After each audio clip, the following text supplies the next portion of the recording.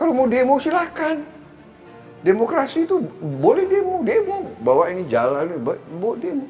Masa bakar milik rakyat, ya kan? Jadi coba itu anak-anak itu pikirkan. Saya nggak yakin ya itu dari para mahasiswa atau para pemuda. Ini pasti ada dalangnya. Ini pasti anasir-anasir ini. Kita ini sekarang ekonomi ke-15 di dunia. Dari 200 negara, ekonomi kita ke-15 di dunia. Presiden Jokowi hatinya utamanya adalah selalu mikirin bangsa dan rakyat. Karena itulah saya mau kerjasama. Betul. Ya kan kalau saya lihat, waduh, beliau kurang nasionalis, dan untuk apa?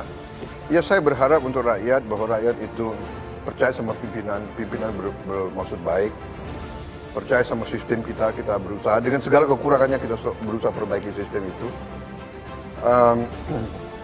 Saya optimis dan saya berharap kita waspada, jangan mau diadu domba, dan percayalah ujungnya ini tangan-tangan dari luar kita. Ini kalau masih ada yang main-main, saya gigit sendiri.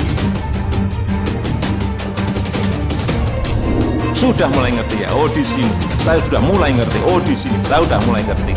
Kalau masih ada yang main-main, sekali lagi, yang gigit saya sendiri. Lewat cara saya.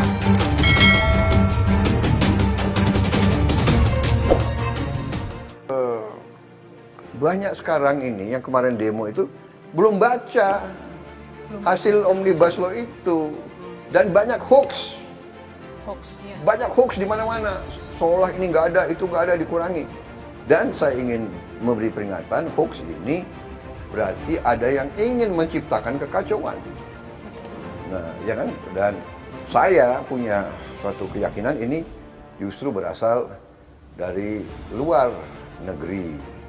Ada kekuatan-kekuatan asing, ada negara-negara tertentu di yang tidak pernah suka Indonesia aman dan maju. Itu. Jadi ya ini, jadi kadang-kadang tokoh-tokoh kita lihat benar, dia yakin dia benar, dan tapi dia lakukan sesuatu, dia tidak sadar sebetulnya ini permainan orang lain. Jadi banyak sekali yang mau dirapihkan, disederhanakan, birokrasi dipangkas supaya timbul pertumbuhan. Jadi, tanpa pertumbuhan tidak mungkin ada perbaikan kehidupan ekonomi.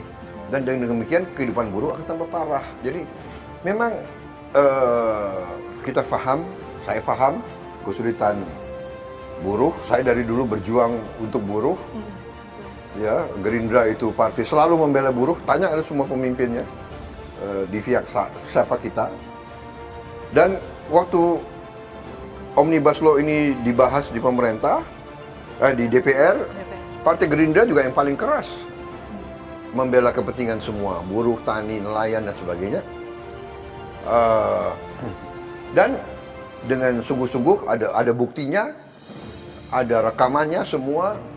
Mungkin fraksi Gerindra yang paling banyak ketemu dengan tokoh-tokoh buruh dan sebagainya. Betul. Dan bisa dikatakan dari permintaan tuntutan buruh 80% sudah diakomodasi di dalam Omnibus Law ini, Undang-Undang Cipta Kerja ini. 80%. 80%. Ya, kita tidak bisa 100%. Ya. Namanya politik negara, kadang-kadang kita harus mengerti, kita ada kebutuhan ini, kebutuhan itu, ada keperluan, ya kan? Saya tahu ini buah si malakama, dilema. Jadi pemimpin buruh ini dilema. Dia mau bela buruhnya, tapi kalau dia terlalu kencang, si pengusaha pindah. Tidak hanya pengusaha asing, pengusaha Indonesia pun pindah. Sekarang sudah ada pengusaha-pengusaha Indonesia yang ada di India, yang buka pabrik di Nigeria, yang ada di Mesir. Jadi ini dunia ini sudah semakin kecil, modal itu cepat pindah. Nah ini yang harus disadari oleh teman-teman, kawan-kawan buruh. Jangan emosional, jangan cepat marah, jangan ya kan? Anarkis. Jangan mudah untuk mau bikin aksi massa sehingga munculnya adalah vandalisme. Ya kan? Nah, kalau nanti yang dibakar sarana sarana umum. sarana umum. Iya. Itu kan dibangun dengan uang rakyat. Betul, betul. Untuk kepentingan rakyat dibakar. Jadi coba itu anak-anak itu pikirkan. Saya nggak yakin ya itu dari para mahasiswa atau para pemuda. Ini pasti ada Memang aku mau. ada dalangnya. Ini pasti anasir-anasir ini. Ya kan? Ini pasti anasir juga yang dibiayai oleh asing. Nggak mungkin seorang patriot mau bakar milik rakyat. Kalau mau demo silakan. Demokrasi itu boleh demo. Bawa ini jalan, bawa demo. Masa bakar milik rakyat, ya kan? Benar nggak? Betul. Jadi kalau sudah begitu kita harus sangat-sangat waspada. Betul sekali. Ini yang dalang ini tidak bertanggung jawab sama sekali. Saya sangat prihatin, ya kan? Ya kan ada hoax bahwa upah minimum dihapus, itu dibaca dong, ya kan? Tidak seperti itu, ya kan? Jadi dibaca telitinya itu. Jadi ada memang tentang pesangon, ya kan? Tapi pelaksananya juga nanti kan bisa dinego dengan perusahaan-perusahaan itu, ya kan? Tapi saya yakin pemerintah dan apalagi presiden yakin sedang mencari bentuk bagaimana kita beri bantuan langsung. Sudah ada banyak upaya kita, ya, sudah banyak sekali. Dan saya katakan bahwa saya yakin dan percaya bahwa Presiden Jokowi hatinya utamanya adalah selalu mikirin bangsa dan rakyat. Karena itulah saya mau kerjasama. Betul. Ya kan kalau saya lihat, waduh, beliau kurang nasionalis, untuk apa? Kan begitu, ya kan? Kita ini sekarang ekonomi ke-15 di dunia. Dari 200 negara, ekonomi kita ke-15 di dunia. Ya kan? Dan diramalkan kita akan jadi ekonomi ke-5, ekonomi ke-6 atau ke-5 dalam berapa tahun yang lalu. Bahwa masih ada ketidakadilan. Yes, ini sedang kita perjuangkan, ya kan? Bahwa sumber alam kita banyak dicuri, yes, ini harus kita amankan. Jadi kalau Anda tanya, fokus saya pertahanan harus kuat. Ini food estate juga begitu, ini akan menciptakan lapangan kerja. Kita buka lahan-lahan yang banyak, 1 juta hektar, 2 juta hektar, 3 juta hektar, 10 juta hektar. Ini menyerap lapangan kerja, ya kan? Ekonomi berjalan.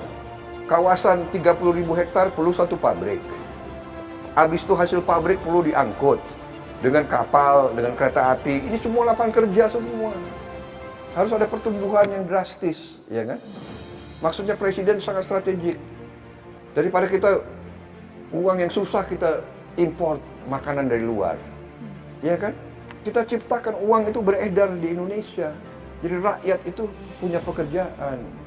Ya saya berharap untuk rakyat bahwa rakyat itu percaya sama pimpinan bermaksud baik, percaya sama sistem kita berusaha dengan segala kekurangannya kita berusaha perbaiki sistem itu. Saya optimis dan saya berharap kita waspada, jangan mau diadu domba dan percayalah ujungnya ini tangan-tangan dari luar kita.